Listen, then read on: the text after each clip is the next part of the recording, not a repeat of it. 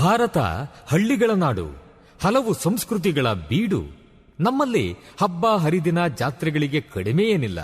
ಹೀಗೆಲ್ಲ ಜಾತ್ರೆ ಉತ್ಸವಗಳು ನಡೆಯುವಾಗ ಇಂಥದ್ದೊಂದು ಶಬ್ದ, ನಾದ ನಮಗೆ ಕೇಳುತ್ತಲೇ ಇರುತ್ತದೆ.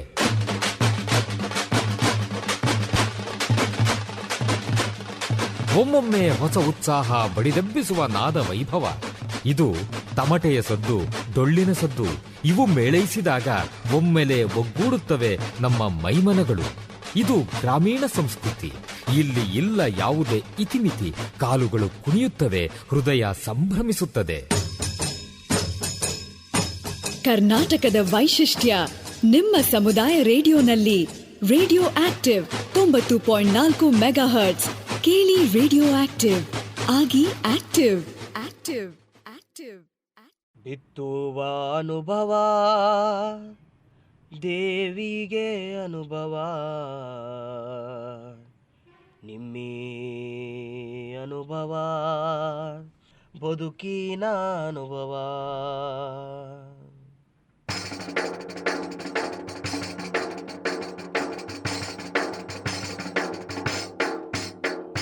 ಬಿತ್ತುವ ಅನುಭವ, ದೇವಿಗೆ ಅನುಭವ, ಅನುಭವ, ಬದುಕಿನ ಅನುಭವ. ಬಿತ್ತುವ ಅನುಭವ, ದೇವಿಗೆ ಅನುಭವ, ನಿಮ್ಮಿ ಅನುಭವ, ಬದುಕಿನ ಅನುಭವ. ವಯೋಸಹಜ ಮುಪ್ಪಿಗೊಂದು ಸವೆಸ ಬಂದ ಹಾದಿಯ ನೆನಪಿಗೊಂದು ದೇಹವೆಂಬ ನರನಾಡಿ ಎಲುಬುಗಳ ಮತ್ತಕ್ಕೊಂದು ಎದೆಯ ಒಳಗೆ ಅರಿವಿಗೊಂದು ಜೀವ ನೀಡುವ ಚೈತನ್ಯ ಜ್ಞಾನ ವಿಜ್ಞಾನದ ಬೆಳಕು. ಬಿತ್ತುವ ಅನುಭವ, ದೇವಿಗೆ ಅನುಭವ, ನಿಮ್ಮಿ ಅನುಭವ, ದೇವಿಗೆ ಅನುಭವ. ನಿಮ್ಮಂತ ರಂಗದ ಕದ ತೆಗೆದು ಬನ್ನಿ, ಮುಪ್ಪಿನ ಬದುಕಿಗೆ ಚೈತನ್ಯ ತುಂಬುವ. ಮುಪ್ಪಿನ ಆರೋಗ್ಯ ಆರೈಕೆಯ ವಿಜ್ಞಾನ, ದೇವಿಗೆ ಅನುಭವ, ನಿಮ್ಮಿ ಅನುಭವ. ಬಿತ್ತುವ ಅನುಭವ, ದೇವಿಗೆ ಅನುಭವ, ನಿಮ್ಮಿ ಅನುಭವ, ಬದುಕಿನ ಅನುಭವ, ನಿಮ್ಮಿ ಅನುಭವ, ಬದುಕಿನ ಅನುಭವ, ನಿಮ್ಮಿ ಅನುಭವ, ಬದುಕಿನ ಅನುಭವ.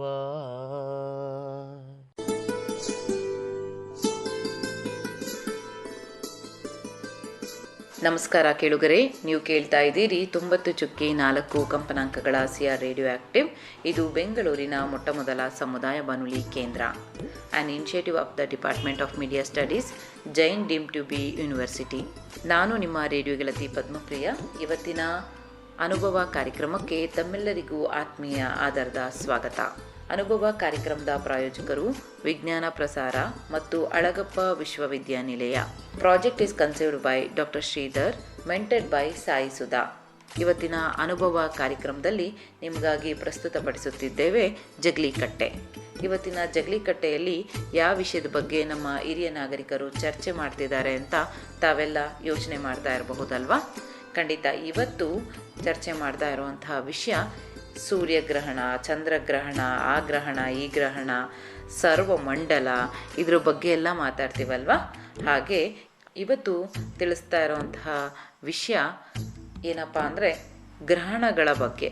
ಅಂದರೆ ನಾವು ಗ್ರಹಣ ಆಯಿತು, ಸೂರ್ಯಗ್ರಹಣ ಆಯಿತು, ಚಂದ್ರಗ್ರಹಣ ಆಯಿತು ಅಂತ ಮಾತನಾಡ್ತೀವಲ್ಲ, ಆ ಒಂದು ವಿಷಯದ ಬಗ್ಗೆ.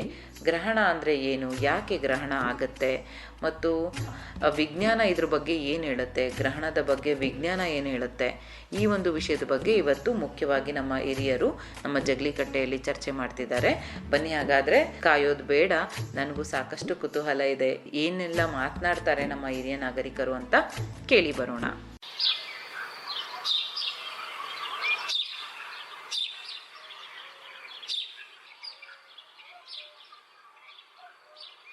ಪದ್ಮಕ್ಕ, ರಾಮಕ್ಕ, ಏನು ನನಗಿಂತ ಮುಂಚೆಗೆ ಬಂದು ಕುತ್ಕೊಂಡ್ಬಿಟ್ಟಿದ್ದೀರಾ ಇವತ್ತು? ಏನ್ ವಿಷಯ? ಅಯ್ಯೋ ಏನಿಲ್ಲ ಬಾಕ, ಯಾಕೋ ಇವತ್ತು ಮನೆಗೆ ಸ್ವಲ್ಪ ಬೇಜಾರಾಗ್ತಾ ಇತ್ತು. ಅದಕ್ಕೆ ನಮ್ ಜಗ್ಲಿ ಕಟ್ಟೆನೆ ಒಳ್ಳೇದಲ್ಲ ನಮ್ಕ, ನಮ್ ನೋವುಗಳನ್ನ ನಮ್ಮ ನಲಿವುಗಳನ್ನ ಕಳಿಯಕ್ಕೆ. ಅದಕ್ಕೆ ನಾನು ಹೊಸಿ ಬೇಗ ಬಂದ್ಬಿಟ್ಟೆ ಜಗ್ಲಿ ಕಟ್ಟೆಕ್ ಇವತ್ತು. ಯಾಕಕ್ಕ ಏನ್ ಬೇಜಾರಕ್ಕ? ಏನಾಯ್ತು? ಗೊತ್ತಿಲ್ದೆ ಇರೋದೆ, ಮನೆ ಅಂದ್ಮೇಲೆ ಒಂದು ಮಾತು ಬರ್ತೈತೆ, ಒಂದ್ ಮಾತು ಓತೈತೆ. ಅದೇ ನಮ್ಮ ಮನೆಗೂ ಕತೆ, ಇನ್ನೇನು ಹೊಸದೇನ್ ಕತೆ ಇಲ್ಲ ಬಾ. ಎಲ್ಲಾರ ಮನೆ ದೋಸೆನೂ ತೂತೆ, ನಮ್ಮನೆ ದೋಸೆನೂ ತೂತೆ. ಅದಂತೂ ನಿಜ ಬಿಡ್ರಿ. ಅದಕ್ಕೆ ನೋಡ್ರಿ, ನಾವ್ ಜೊತೆಗಿದ್ರೆ ಏನೋ ಒಂಥರ ಚೆನ್ನಾಗಿರತ್ತೆ. ಅದಕ್ಕೆ ನಾನು ರಾಗಿ ಮಾಡ್ತಾ ಇದ್ದೆ, ಹಂಗೆ ಇಲ್ಲೇ ಕೂತ್ಕೊಂಡ್ ಮಾಡೋಣ ಅಂತ ಹೊಸಿ ಸ್ವಲ್ಪ ಎತ್ಕೊಂಡು ಬಂದ್ಬಿಟ್ಟೆ. ಅಲ್ಲ ರಾಮಕ್ಕ, ಇವತ್ತು ರೇಡಿಯೋ ಎತ್ಕೊಂಡೆ ಏನೋ ಪೇಪರ್ ಹಿಡ್ಕೊಂಡ್ ಬಂದ್ಬಿಟ್ಟಿದ್ಯಲ್ಲ ರಾಮಕ್ಕ? ಹೌದು ಪದ್ಮಕ್ಕ, ರೇಡಿಯೋ ತರ್ಲಿಲ್ಲ ಇವತ್ತು. ಯಾಕಂದ್ರೆ ಇಲ್ಲಿ ನೋಡು, ಈ ನ್ಯೂಸ್ ಪೇಪರ್ನಾಗ ಸೂರ್ಯಗ್ರಹಣದ ಬಗ್ಗೆ ಹೇಳವ್ರೆ. ಅದನ್ನೇ ನಿಮ್ ಹತ್ರ ಎಲ್ಲಾ ಹೇಳ್ಬಿಟ್ಟು ತಿಳ್ಸೋಣ ಅಂತ ಪೇಪರ್ ಎತ್ಕೊಂಡ್ ಬಂದೆ. ಬ್ಯಾಗ್ ಅಲ್ಲಿದೆ, ಹೊಸಿ ತೆಗಿ ಆಚೆಗೆ. ಓ ಹೌದಾ ರಾಮಕ್ಕ, ನಿಜ ಬಾ. ಯಾವಾಗ್ಲೂ ನಾವೇ ಮಾತಾಡಿ ರೇಡಿಯೋದಾಗ ಪ್ರೋಗ್ರಾಮ್ ಕೇಳಿ ಬೇಜಾರಾಗ್ಬಿಟ್ಟೈತೆ. ಇವತ್ತು ಪೇಪರಾಗ ಏನಾಯ್ತೋ ಸುದ್ದಿ ತಿಳ್ಕೊಳಣ ಬಾ. ಅದ್ರಾಗೂ ಈ ಸೂರ್ಯಗ್ರಹಣ ಬಗ್ಗೆ ಅಂದರೆ ನಂಗಂತೂ ತುಂಬ ಕುತೂಹಲ. ತಗೋ ಪೇಪರ್ ತಗೋ. ಏನಕ್ಕ ಇವಾಗ ಸೂರ್ಯಗ್ರಹಣ ಅಂದರೆ ನನಗೆ ಗೊತ್ತಿರೋ ಹಾಗೆ ಯಾವುದೇ ಗ್ರಹಣ ಆದರೂ ಮನೆ ಮಂದಿ ಎಲ್ಲ ಸ್ನಾನ ಮಾಡಬೇಕು, ಆ ಗ್ರಹಣ ಸಮಯದಾಗ ಊಟ ಮಾಡಬಾರ್ದು, ಮತ್ತು ದೇವ್ರ ಜಪ ಮಾಡಬೇಕು. ಆಮೇಲೆ ಗ್ರಹಣ ಬಿಟ್ಟೋದ್ಮೇಲೆ ಮನೆಗಿರೋ ನೀರೆಲ್ಲ ಚೆಲ್ಲಿ ಹೊಸ ನೀರು ತುಂಬಬೇಕು, ಮನೆಯನ್ನೆಲ್ಲ ಶುದ್ಧಿ ಮಾಡಬೇಕು ಅಂತ ಹೇಳ್ತಾರೆ. ಆಮೇಲೆ ದೇವಸ್ಥಾನಕ್ಕೆ ಹೋಗಿ ಪೂಜೆ ಮಾಡಬೇಕು, ಆಮೇಲೆ ದೇವಸ್ಥಾನ ಎಲ್ಲ ತೊಳಿತಾರೆ ಗ್ರಹಣ ಬಿಟ್ಟೋದ್ಮೇಲೆ. ಹಿಂಗೆಲ್ಲ ನನಗೆ ಗೊತ್ತಕ್ಕ. ಆದರೆ ಈ ವಿಜ್ಞಾನದಾಗ ಸೂರ್ಯಗ್ರಹಣ ಅಂದರೆ ಏನು ಅನ್ಬಹುದು, ಏನಂತಾರೆ? ಇದನ್ನ ಸೋಲಾರ್ ಎಕ್ಲಿಪ್ಸ್ ಅಂತಾರ ನೋಡಿ, ಇಲ್ಲಿ ಬರ್ದವ್ರೆ. ಇದರ ಪ್ರಕರಣಗಳು ಕೂಡ ಕೊಟ್ಟವ್ರೆ ನೋಡಿ ಇಲ್ಲಿ. ಹಾಗೆ ನೋಡು. ಮತ್ತೆ ಇನ್ನೊಂದು ಪ್ರಶ್ನೆ ಇಲ್ಲಿರೋದ್ರು ಓದ್ಬಿಟ್ಟು ಕೇಳ್ತಾ ಇದೀನಿ, ನೀವೇನ ಹಗ್ಲೊತ್ತು ಚಂದ್ರನ್ ಕಂಡಿದೀರಿ? ನಾನ್ ನೋಡಿದೀನಿ ಅಕ್ಕೋ, ಹಗ್ಲೊತ್ತು ಚಂದ್ರನ್ನ. ನನಗೆ ಇದು ಹೊಸದಾಗೈತೆ, ನಾನು ಯಾವತ್ತೂ ನೋಡಿಲ್ಲ ಹಗ್ಲೊತ್ತು ಚಂದ್ರನ್ನ. ಹೌದಾ? ಏನಕ್ಕ ನೀನೇನ್ ಹೇಳ್ತೀಯ ಪುಟ್ಟಕ್ಕ? ಕಣಕ್ಕ, ನನಗೂ ಇದ್ರ ಬಗ್ಗೆ ಏನು ಗೊತ್ತಿಲ್ಲ ಕಣಕ್ಕ. ನಾನು ರಾಮಕ್ಕ ಯಾವಾಗ ಆಕಾಶ ನೋಡ್ತಿದ್ದಲ್ಲ, ಆವಾಗ ಚಂದ್ರನ್ ಕಾಣಿಸ್ತಿದ್ದ. ಅಯ್ಯಯ್ಯೋ, ಈ ಕಡೆ ಸೂರ್ಯನವನೇ ಈ ಕಡೆ ಚಂದ್ರನವನಲ್ಲ, ಹೆಂಗೆ ಅಂತ ಯೋಚನೆ ಮಾಡ್ತಿದ್ದೆ. ಏನಂತಕ್ಕ ಅದು ವಿಜ್ಞಾನ ಏನು ಹೇಳುತ್ತಕ್ಕ ಅದಕ್ಕೆ? ಅದು ಹೇಳ್ತೀನಿ ಮೊದಲು ನೋಡು. ಅದು ಹೇಳೋದಕ್ಕೂ ಒಂದಷ್ಟು ವಿಚಾರಗಳವೆ. ಅದು ಇರೋ ಕಡೆನೇ ಇರತ್ತಂತೆ. ಇದನ್ನ ನಾನು ಒಂದ್ ಕಡೆ ಇದ್ರಲ್ಲಿ ಕೇಳಿದ್ದೆ. ರಾತ್ರಿ ಹೊತ್ತು ಅಲ್ಲೇ ಇರತ್ತೆ, ನೀವು ಹಗ್ಲೊತ್ತು ಅದೇ ಜಾಗದಲ್ಲಿ ನಿಂತ್ಕೊಂಡ್ ನೋಡ್ರಿ, ಮತ್ ರಾತ್ರಿ ಹೊತ್ತು ಅದೇ ಜಾಗದಲ್ಲಿ ನಿಂತ್ಕೊಂಡ್ ನೋಡ್ರಿ, ಅಲ್ಲೇ ಇರತ್ತೆ ಅಷ್ಟೇ. ವ್ಯತ್ಯಾಸ ಏನು ಅಂದ್ರೆ, ಹಗಲೊತ್ತು ಸೂರ್ಯ ಇರ್ತಾನೆ, ಸೂರ್ಯನ ಬೆಳಕಿಗೆ ಚಂದ್ರ ಅಷ್ಟೊಂದು ಬೆಳಕಿಲ್ದಿರ ಕಾಣಿಸ್ತಾನೆ, ಅಲ್ಲಿದೆ ಅಂತ. ನೀನ್ ರಾತ್ರಿ ಹೊತ್ತು ನೋಡು, ಸೂರ್ಯ ಇರೋದಿಲ್ಲ, ಹಾಗಾಗಿ ಚಂದ್ರ ಎತ್ತಿ ಕಾಣಿಸ್ತಾನೆ. ಒಂದು ಕಾರ್ಯಕ್ರಮದಲ್ಲಿ ಕೇಳಿಸ್ಕೊಂಡಿದ್ದೆ ನಾನು. ಅವರು ಯಾವ್ದೋ ತಾರಾಲಯದಲ್ಲಿ ಕೆಲಸ ಮಾಡೋಂಥವ್ರು ಇದ್ರ ಬಗ್ಗೆ ಹೇಳ್ತಾ ಇದ್ರು. ಮತ್ತೆ ಇನ್ನೊಂದಷ್ಟು ವಿಚಾರ ಏನು ಅಂದ್ರೆ, ಹಂಗಂದ್ರೆ ರಾಮಕ್ಕ ಜೊತೆ ಸೂರ್ಯ ಚಂದ್ರ ನಮ್ ಹಿಂದಿಂದೆ ಬರಲ್ಲ ಅಂತೀಯ ನೀನು? ಇಲ್ಲ ಪದ್ಮಕ್ಕ, ಅವ್ ಹಿಂದಿಂದ ಎಲ್ಲೂ ಬರಲ್ಲ. ನಮ್ಮೇಲಿರೋದ್ರಿಂದ ಭೂಮಿಗಿರುವಂತಹ ಒಂದು ಕೆಲವು ಅಂಶಗಳು ನಮ್ಗದು ಹಿಂದೆ ಬಂದಂಗಿರತ್ತೆ ಅಷ್ಟೇ. ನೋಡ್, ನಾನ್ ಆಗ್ಲೇ ಹೇಳ್ದಂಗೆ ಇಲ್ಲಿ ಅವ್ರು ಅದೇ ಕೊಟ್ಟವ್ರೆ ನಮ್ಗೆಲ್ಲಾ ತಿಳಿದಂಗೆ. ಹಗಲೊತ್ತು ಸೂರ್ಯ ಇರ್ತಾನಲ್ಲ, ಅವನು ಪ್ರಕಾಶವಾಗಿ ಬೆಳಕು ಕೊಡ್ತಾ ಇರೋದ್ರಿಂದ ನಕ್ಷತ್ರಗಳು, ಚಂದ್ರ ಕಾಣೋದಿಲ್ಲ ಅಷ್ಟೊಂದು. ಅಂದ್ರೆ ರಾತ್ರಿ ಕಂಡಷ್ಟು ಚಂದ್ರ ಕಾಣೋದಿಲ್ಲ ನಮ್ಗೆ. ರಾತ್ರಿ ಹೊತ್ತು ಚಂದ್ರ ನಮಗ್ ಕಣ್ಣಿಗೆ ಕಾಣಿಸುವಾಗ ಅದು ಪ್ರಕಾಶಮಾನವಾಗಿ ಬೆಳಕು ಕೊಡುತ್ತೆ. ಓ ಹಂಗಂದ್ರೆ ರಾಮಕ್ಕ, ನೀನು ಸೂರ್ಯನ ಬೆಳಕಾಗ ಚಂದ್ರನ ಬೆಳಕು ಕಾಣಕ್ಕಿಲ್ಲ, ಆ ಸೂರ್ಯನು ಕತ್ಲಾದ್ಮೇಲೆ ಹೋದ್ಮೇಲೆ ಚಂದ್ರನ ಬೆಳಕು ಹೆಚ್ಚಾಗಿ ಕಾಣಿಸುತ್ತೆ ನಮಗೆ ಚಂದ್ರನು ಅಂತ. ಬೆಳಗ್ಗೆ ಆಗ್ಲಿ ಕತ್ಲಾಗ್ಲಿ ಚಂದ್ರನು ಇರೋ ಕಡೆನೇ ಇರ್ತಾನೆ ಅಲ್ಲ? ಹೌದು ಹೌದು, ಅದೇ ಸ್ವಲ್ಪ ಡಿಮ್ ಆಗಿ ಕಾಣತ್ತೆ ಅಷ್ಟೇ. ಓಹೋ, ಹಂಗೆ ಗೊತ್ತಾಯ್ತು. ಏನಕ್ಕ ಸೂರ್ಯ ಚಂದ್ರ ಯಾವಾಗ್ಲೂ ಜೊತೆಲೇ ಇರ್ತಾರ? ಇಲ್ಲ ಪುಟ್ಟಕ್ಕ, ಜೊತೆಲಿ ಅಂದ್ರೆ ಪಕ್ಕದಲ್ಲಿ ಇರಲ್ಲ. ಹಾ. ಅಂದ್ರೆ ಅದು ಹಗ್ಲೊತ್ತು ಸೂರ್ಯನೂ ಕಾಣಿಸ್ತಾನೆ, ಚಂದ್ರ ಸ್ವಲ್ಪ ಡಿಮ್ ಆಗಿ ಕಾಣಿಸ್ತಾನೆ ಅಷ್ಟೇ. ಅದನ್ನ ನೀನು ಇವತ್ತೇ ನಿಂತ್ಕೊಂಡ್ ನೋಡು, ಒಂದ್ ಜಾಗದಾಗ ನಿಂತ್ಕೊಂಡು ರಾತ್ರಿ ಚಂದ್ರ ಅಲ್ಲಿ ಇರ್ತಾನೆ ಅಂತ, ಮತ್ತೆ ಬೆಳಗ್ಗೆ ಅದೇ ಜಾಗದಾಗ ನಿಂತ್ಕೊಂಡ್ ನೋಡು, ಅಲ್ಲೇ ಇರ್ತಾನೆ. ಹೌದಾ? ಹಂಗಾದ್ರೆ ಅವರೆಲ್ಲ ಇದ್ದಿದ್ ಜಾಗದಲ್ಲೇ ಇರ್ತಾರಾ? ಹಾ ಹೌದು. ಅಯ್ಯೋ ಅಕ್ಕ, ನಾನು ಸಣ್ಣೋಳಿದಾಗ ಸೂರ್ಯ ನನ್ನಿಂದನೇ ಬರ್ತಾನೆ, ಚಂದ್ರನು ನನ್ನಿಂದನೇ ಬರ್ತಾನೆ ಅಂತ ಆಟ ಆಡ್ತಿದ್ದೆ ಕಣಕ್ಕ. ಹ್ಞೂ ಕಣಕ್ಕ, ನಾನು ಇಷ್ಟು ದಿವಸ ಹಂಗೆ ಅನ್ಕೊಂಡಿದ್ದೆ. ಇವಾಗ ರಾಮಕ್ಕ ಹೇಳಿದ್ಮೇಲೆನೆ ಗೊತ್ತಾಗಿದ್ದು, ಸೂರ್ಯನು ಚಂದ್ರನು ಎತ್ತು ಅಲ್ಗಾಡಲ್ಲ, ಇದ್ದಿದ್ದ ಜಾಗದಾಗೆ ಇರ್ತಾರೆ, ನಾವೇ ಓಡಾಡ್ಕೊಂಡು ಬರೋದು ಅಂತ. ಮತ್ತೆ ಇನ್ನೊಂದೇನು ಗೊತ್ತಾ, ಭೂಮಿಗೆ ಚಂದ್ರನೇ ತುಂಬಾ ಹತ್ರ ಇರೋದಂತೆ. ಹಾಗಾಗಿ ನಮ್ಗ್ ಹಗ್ಲೊತ್ತು ಅದು ಕಾಣಿಸೋದಕ್ಕೂ ಒಂದು ಕಾರಣ. ಅದು ಹಗ್ಲೊತ್ತು ಡಿಮ್ ಆಗಿ ಕಾಣಿಸೋದಕ್ಕೂ ಹತ್ರ ಇರೋದು ಒಂದು ಕಾರಣ. ಅದ್ರಲ್ಲಿ ಅದರ ಒಂದು ಎಷ್ಟು ದೂರದಲ್ಲಿರತ್ತೆ ಅಂದ್ರೆ 3,56,400 ಕಿಲೋಮೀಟರ್ ಇಂದ 3,70,400 ಕಿಲೋಮೀಟರ್ ಅಂತರದಲ್ಲಿ ಇರತ್ತಂತೆ. ಏನೋ ಭೂಮಿನೂ ಚಂದ್ರ. ಹಾ, ಚಂದ್ರ ಭೂಮಿಗೆ ಹತ್ರ ಇರೋಂಥದ್ದು. ಓಹೋ, ಇಷ್ಟು ದೂರ ಐತೆ ಹತ್ರ ಅಂತ ಹೇಳ್ತೀಯಲ್ಲಕ್ಕೋ ರಾಮಕ್ಕ. ಅಂದ್ರೆ ನೀನ್ ಹೇಳೋ ಪ್ರಕಾರ ಬೇರೆ ಸೂರ್ಯನ್ಗೆ ಬೇರೆ ಗ್ರಹಗಳಿಗೆ ಹೋಲಿಸ್ಕೊಂಡ್ರೆ ಚಂದ್ರನ ಹತ್ರ ಇದ್ದಾನೆ ಅಂತ. ಹಂಗಾದ್ರೆ ಈ ಗ್ರಹಣ ಅಂದ್ರೆ ಏನಕ್ಕ? ಗ್ರಹಣ ಅಂದ್ರೆ ಸೂರ್ಯ ಮತ್ತು ಭೂಮಿಯ ನಡುವೆ ಚಂದ್ರ ಬಂದಾಗ ಚಂದ್ರನ ಹಿಂದಿರುವ ಸೂರ್ಯನ ಚಿತ್ರಣ ಚಂದ್ರನ ನೆರಳಿನಿಂದ ಆವರಿಸಿರತ್ತಲ್ವಾ, ಈ ವಿದ್ಯಮಾನವನ್ನ ಸೂರ್ಯಗ್ರಹಣ ಅಂತಾರಂತೆ. ಓಹೋ, ಇನ್ನೊಂದ್ಸಲ ಹೇಳಕ್ಕ, ನಂಗೆ ಅರ್ಥ ಆಗಿಲ್ಲ. ಸೂರ್ಯ ಮತ್ತೆ ಭೂಮಿ ನಡುವೆ ಚಂದ್ರ ಬಂದಾಗ, ಓ ಸೂರ್ಯನ್ ಬದ್ದೆ ಮತ್ತೆ ಚಂದ್ರನ ಹಿಂದೆ ಸೂರ್ಯ ಇರ್ತಾನಲ್ಲ, ಆ ಒಂದು ಅಡ್ಡ ಚಂದ್ರ ಹೋದಾಗ ಅದಕ್ಕೆ ಗ್ರಹಣ ಅನ್ನೋದು. ಅಂದ್ರೆ ಈ ಚಂದ್ರ ಸೂರ್ಯನ ಬೆಳಕನ್ನ ತಡಿಯತ್ತಲ್ವಾ, ಅದಲ್ಲಿಗ್ ಬಂದಾಗ ಆವಾಗ ಅದು ಸೂರ್ಯಗ್ರಹಣ ಅಂತ ಕರೀತಾರೆ. ಸೂರ್ಯ ಇರೋ ಕಡೆ ಇರ್ತಾನೆ, ಚಂದ್ರ ಸುತ್ತಾ ಇರ್ತಾನಲ್ವಾ, ಆವಾಗ ಅದು ಒಂದು ಜಾಗದಲ್ಲಿ ಅದು ಕಂಪ್ಲೀಟ್ ಆಗಿ ಬೆಳಕನ್ನ, ಅದನ್ನ ಗ್ರಹಣ ಅಂತ ಕರೀತಾರೆ. ಅಂದ್ರೆ ವಿಜ್ಞಾನದ ಪ್ರಕಾರ, ವಿಜ್ಞಾನ ಹೇಳೋ ಹಂಗೆ ಚಂದ್ರ ಸೂರ್ಯನ್ ಗಡ್ಡ ಹೋದಾಗ ಆಗೋದೇ ಸೂರ್ಯಗ್ರಹಣ ಅಂತ. ನೋಡಿ, ಇನ್ನ ಸಾಕಷ್ಟು ಮಾಹಿತಿ ಐತೆ, ಓದ್ತೀನಿ ಇಲ್ಲಿ. ಸೂರ್ಯಗ್ರಹಣ ಅಂದ್ರೆ ನಮ್ಮೆಲ್ಲರಿಗೂ ತಿಳಿದಂತೆ ಚಂದ್ರನು ಭೂಮಿ ಮತ್ತು ಸೂರ್ಯನ ಮಧ್ಯೆ ಹಾದು ಹೋದಾಗ, ಭೂಮಿಯಿಂದ ನೋಡಿದಾಗ ಸೂರ್ಯನು ಸಂಪೂರ್ಣವಾಗಿ ಅಥವಾ ಭಾಗಶಃ ಚಂದ್ರನಿಂದ ಆವರಿಸಿದಾಗ ಕಾಣುವ ಪ್ರಕ್ರಿಯೆ ಗ್ರಹಣ. ಅಂದ್ರೆ ಸೂರ್ಯ ಮತ್ತು ಭೂಮಿಯ ನಡುವೆ ಚಂದ್ರ ಬಂದಾಗ ಚಂದ್ರನ ಹಿಂದಿರುವ ಸೂರ್ಯನ ಚಿತ್ರಣವು ಚಂದ್ರನ ನೆರಳಿನಿಂದ ಆವರಿಸಿರತ್ತೆ. ಈ ವಿದ್ಯಮಾನವನ್ನ ಸೂರ್ಯಗ್ರಹಣ ಎಂದು ಕರೀತಾರೆ. ಒಟ್ಟು 3 ರೀತಿ ಸೂರ್ಯಗ್ರಹಣ ಇದೆಯಂತೆ. ಹೌದೇನಕ್ಕ? ಒಂದು ಸಂಪೂರ್ಣ ಸೂರ್ಯಗ್ರಹಣ. ಆ ಸಂಪೂರ್ಣ ಸೂರ್ಯಗ್ರಹಣ ಅಂದ್ರೆ ಸೂರ್ಯಗ್ರಹಣದ ಮೊದಲ ವಿಧವೇ ಸಂಪೂರ್ಣ ಸೂರ್ಯಗ್ರಹಣ. ಮೊದಲ ವಿಧವೇ ಸಂಪೂರ್ಣ ಸೂರ್ಯಗ್ರಹಣ. ಚಂದ್ರ ಭೂಮಿಗೆ ಬಹಳ ಹತ್ತಿರದಲ್ಲಿದ್ದಾಗ ಮತ್ತೆ ಚಂದ್ರನ ಭೂಮಿ ಮತ್ತು ಸೂರ್ಯನ ನಡುವೆ ಬಂದಾಗ ಸಂಪೂರ್ಣ ಅಥವಾ ಪೂರ್ಣ ಸೂರ್ಯಗ್ರಹಣ ಬರತ್ತಂತೆ. ಆ ಭೂಮಿ ಮೇಲೆ ತನ್ನ ಛಾಯಾಚಲವನ್ನು ಸಂಪೂರ್ಣವಾಗಿ ವಿಸ್ತರಿಸಿ ಸೂರ್ಯನ ನೆರಳು ಭೂಮಿಯನ್ನು ತಲುಪದಂತೆ ಚಂದ್ರ ಮಾಡ್ತಾನಂತೆ. ಸೂರ್ಯನು ಚಂದ್ರನ ಹಿಂದೆ ಪೂರ್ತಿ ಮರೆಯಾದಾಗ ಭೂಮಿಯನ್ನು ಕತ್ತಲು ಆವರಿಸುತ್ತದೆ. ಈ ರೀತಿ ಪ್ರಕ್ರಿಯೆಯನ್ನು ಸಂಪೂರ್ಣ ಸೂರ್ಯಗ್ರಹಣ ಅಂತ ಕರೀತಾರೆ. ನಿಜ ಕಣಕ್ಕ. ಇವಾಗ ನೀನು ಹೇಳ್ತಾ ಇದ್ರೆ ನಾನು ಈ ಇದ್ರಾಗ ನೋಡಿದ್ದೆ, ಏನ್ರಾಗ ನಾಟಕದಾಗ, ಏನೋ ಇದನ್ನ ಹಿಂಗೆ ವಿಜ್ಞಾನದಾಗ ಹೇಳಿರ್ಲಿಲ್ಲ, ಅವರು ನಾಟಕದಾಗ ಬೇರೆ ರೀತಿನೇ ಹೇಳಿದ್ರು. ಅದು ಜ್ಞಾಪಕ ಬರ್ತಾ ಐತೆ ನನ್ಗೆ. ನೀನ್ ಇದ್ರ ಗ್ರಹಣ ಬಗ್ಗೆ ಇದ್ರ ಬಗ್ಗೆ ಎಲ್ಲ ಹೇಳ್ತಾ ಇದ್ರೆ ಜೊತೆಗ್ ನೋಡು, ಭಾಗಶಃ ಸೂರ್ಯಗ್ರಹಣ. ಇದು ನಾನು ಕೇಳಿರ್ಲಿಲ್ಲಕ್ಕೂ, ಎಂತದಿದು? 2ನೇ ವಿಧ ಸೂರ್ಯಗ್ರಹಣ ಅಂದ್ರೆ ಭಾಗಶಃ ಸೂರ್ಯಗ್ರಹಣ. ಈ ಸೂರ್ಯಗ್ರಹಣದಲ್ಲಿ ಸೂರ್ಯ ಹಾಗೂ ಭೂಮಿ ಮಧ್ಯೆ ಸೂರ್ಯನ ಒಂದು ಭಾಗ ಮಾತ್ರ ಭೂಮಿಗೆ ಕಾಣಿಸತ್ತಂತೆ. ಭೂಮಿಗೆ ಗೋಚರಿಸಿದ ರೀತಿಯಲ್ಲಿ ಅಡ್ಡ ಬಂದಾಗ, ಅಂದ್ರೆ ಚಂದ್ರನು ಸೂರ್ಯನ ಅರ್ಧ ಭಾಗವನ್ನು ಮಾತ್ರ ಆವರಿಸಿರ್ತಾನೆ.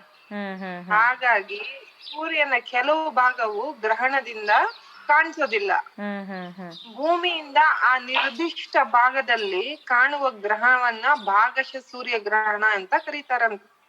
ಹೋ ಹೋ ಹೋ ಹೋ ಹಿಂಗಿ ಗ್ರಹಣದ ಕತೆ. ಇನ್ನ ಏನೇನ್ ಕೊಟ್ಟವ್ರಕ್ಕ ಮಾಹಿತಿ ಪೇಪರಾಗ ಸೂರ್ಯಗ್ರಹಣ ಬಗ್ಗೆ?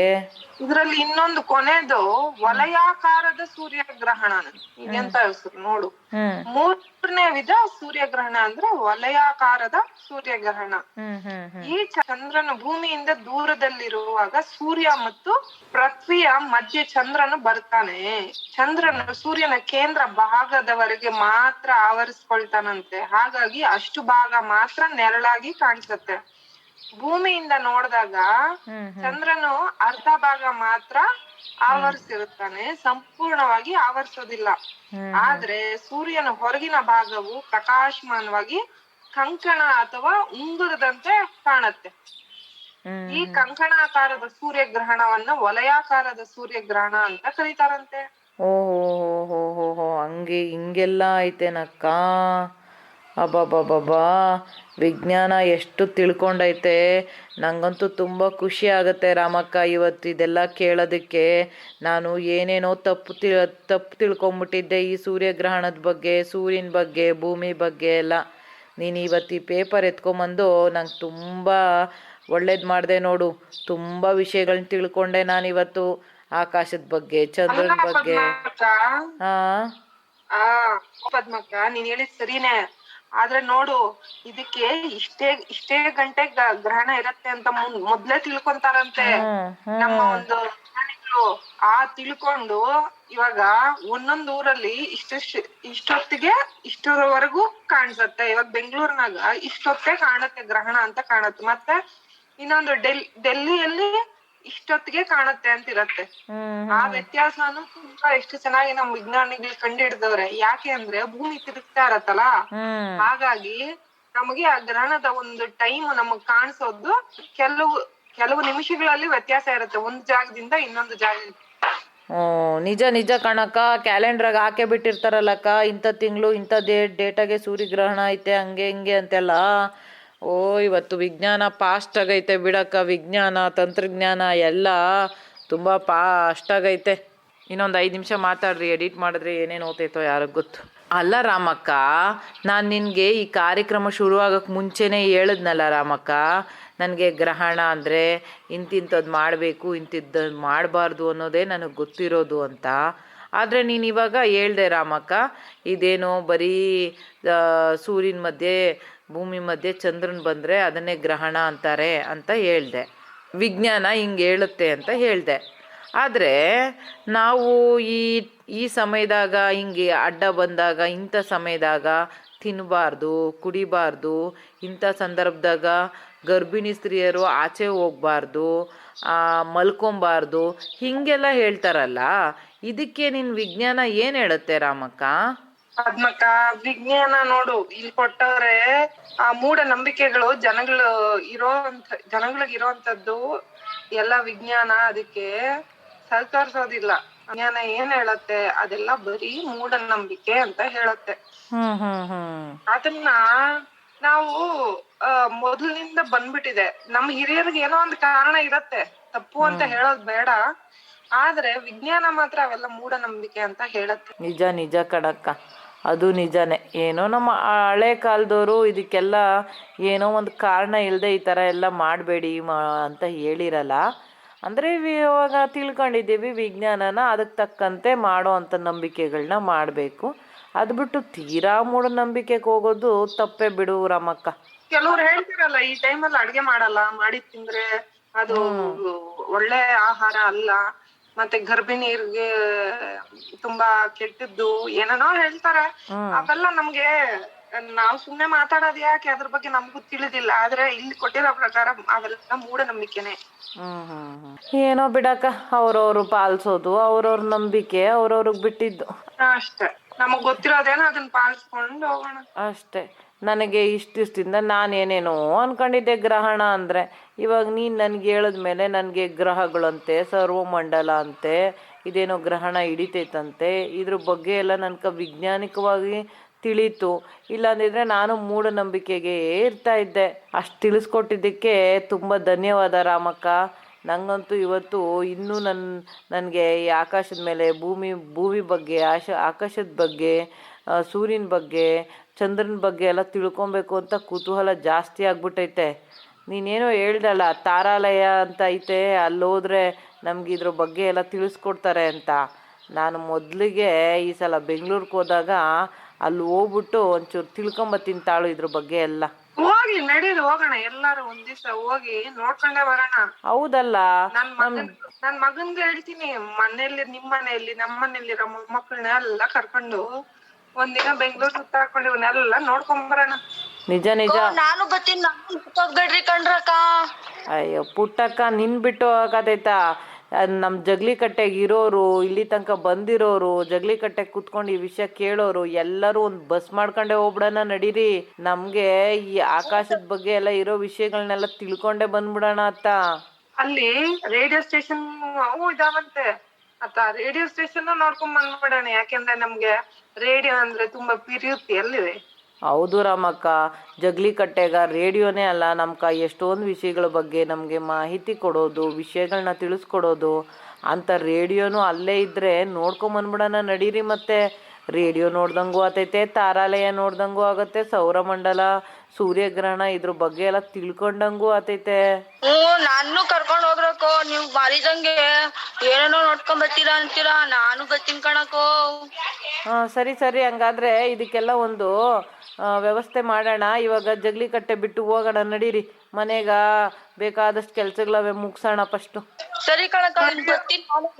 ನಾನು ಬರ್ತೀನಿ ಕಣಕ್ಕ. ಮೊದ್ಲು ತಾರಾಲಯಕ್ಕೆ ಹೋಗ್ಬಿಟ್ಟು ಬಂದು ಆಮೇಲೆ.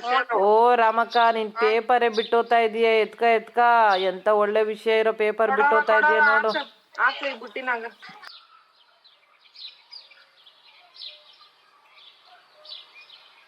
ಕೆಲುಗರೆ ಕೇಳಿದ್ರಲ್ಲ, ಇಲ್ಲಿ ತನಕ ಜಗ್ಲಿಕಟ್ಟೆಯಲ್ಲಿ ನಮ್ಮ ಹಿರಿಯ ನಾಗರಿಕರು ಈ ಒಂದು ಸೂರ್ಯಗ್ರಹಣ ಅಂದರೆ ಏನು, ಚಂದ್ರಗ್ರಹಣ ಅಂದರೆ ಏನು, ಇದ್ರ ಬಗ್ಗೆ ನಮ್ಮ ವಿಜ್ಞಾನ ಏನು ಹೇಳುತ್ತೆ ಅನ್ನೋವಂತಹ ವಿಷಯಗಳನ್ನ ಚರ್ಚೆ ಮಾಡಿದ್ರು. ಖಂಡಿತ ನಿಮಗೂ ಸಹ ಈಗ ಅರ್ಥ ಆಗಿದೆ ಅಂತ ತಿಳ್ಕೊಂಡಿದ್ದೀನಿ ಗ್ರಹಣಗಳ ಬಗ್ಗೆ. ಹಾಗೆ ಕೇಳುಗರೆ, ಈ ಕಾರ್ಯಕ್ರಮ ನಿಮಗೆ ಇಷ್ಟ ಆಗಿದ್ದಲ್ಲಿ ನೀವು ನಮಗೆ ನಿಮ್ಮ ಅಭಿಪ್ರಾಯಗಳನ್ನ ತಿಳಿಸಬಹುದು. ನಮ್ಮ ಮೇಲ್ ID radioactive 90.4 MHz@gmail.com ಈ ಒಂದು ಮೇಲ್ ಐಡಿಗೆ ನಿಮ್ಮ ಅನಿಸಿಕೆ ಅಭಿಪ್ರಾಯಗಳನ್ನ ತಿಳಿಸಬಹುದು. ಹಾಗೆ ಈ ಒಂದು ಕಾರ್ಯಕ್ರಮನ ರೇಡಿಯೋದಲ್ಲಿ ಕೇಳಲು ಮಿಸ್ ಆಗಿದ್ದಲ್ಲಿ ನೀವು iRadio ವೆಬ್ಸೈಟ್ಗೆ ಹೋಗಿ ಈ ಕಾರ್ಯಕ್ರಮನ ಕೇಳಬಹುದು ಅಂತ ಹೇಳ್ತಾ, ನಿರಂತರವಾಗಿ ಕೇಳಿ 90.4 ಕಂಪನಾಂಕಗಳ CR ರೇಡಿಯೋ ಆಕ್ಟಿವ್. ಇದು ಬೆಂಗಳೂರಿನ ಮೊಟ್ಟಮೊದಲ ಸಮುದಾಯ ಬಾನುಲಿ ಕೇಂದ್ರ. ನಾನು ನಿಮ್ಮ ರೇಡಿಯೋ ಗೆಳತಿ ಪದ್ಮಪ್ರಿಯ. ಮುಂದಿನ ಕಾರ್ಯಕ್ರಮದೊಂದಿಗೆ ನಿಮ್ಮ ಜೊತೆ ಇರ್ತೀನಿ ಅಂತ ಹೇಳ್ತಾ ಧನ್ಯವಾದಗಳು. ಭಾರತ ಹಳ್ಳಿಗಳ ನಾಡು, ಹಲವು ಸಂಸ್ಕೃತಿಗಳ ಬೀಡು. ನಮ್ಮಲ್ಲಿ ಹಬ್ಬ ಹರಿದಿನ ಜಾತ್ರೆಗಳಿಗೆ ಕಡಿಮೆ ಏನಿಲ್ಲ. ಹೀಗೆಲ್ಲ ಜಾತ್ರೆ ಉತ್ಸವಗಳು ನಡೆಯುವಾಗ ಇಂಥದ್ದೊಂದು ಶಬ್ದ, ನಾದ ನಮಗೆ ಕೇಳುತ್ತಲೇ ಇರುತ್ತದೆ.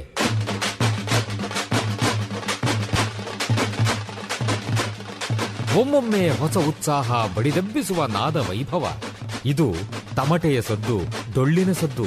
ಇವು ಮೇಳೈಸಿದಾಗ ಒಮ್ಮೆಲೆ ಒಗ್ಗೂಡುತ್ತವೆ ನಮ್ಮ ಮೈಮನಗಳು. ಇದು ಗ್ರಾಮೀಣ ಸಂಸ್ಕೃತಿ. ಇಲ್ಲಿ ಇಲ್ಲ ಯಾವುದೇ ಇತಿಮಿತಿ. ಕಾಲುಗಳು ಕುಣಿಯುತ್ತವೆ, ಹೃದಯ ಸಂಭ್ರಮಿಸುತ್ತದೆ. ಕರ್ನಾಟಕದ ವೈಶಿಷ್ಟ್ಯ ನಿಮ್ಮ ಸಮುದಾಯ ರೇಡಿಯೋನಲ್ಲಿ. Radio active 90.4 megahertz. ಕೇಳಿ ರೇಡಿಯೋ ಆಕ್ಟಿವ್, ಆಗಿ ಆಕ್ಟಿವ್.